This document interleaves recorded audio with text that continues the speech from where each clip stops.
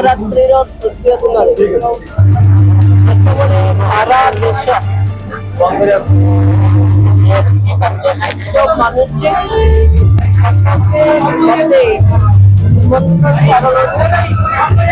कटक मुरबी भागर सर्वाधिकारी ये पूजा अनुष्ठान मानकर मान अधिकारी माने अच्छा जिलार जिलापाल एवं मुरबी मान सहित बसबार सौभाग्य मिलला।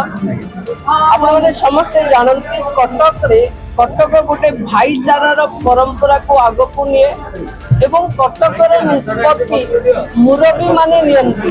आज हुए तो ये कथा अधिक लोक विश्वास हो आज भी कटकर मुरबी माने कटकर युवक मान को कटकर संस्कृति को कटकर ऐतिह्य को कंट्रोल करिवार कैपेसिटी रखिछंती।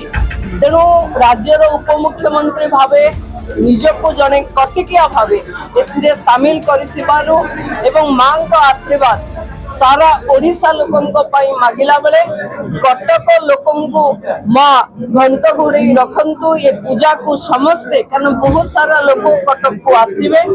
कटक रे चांदीर मेढ़ भी हबो, फिलिग्री रो भी प्रदर्शन हबो।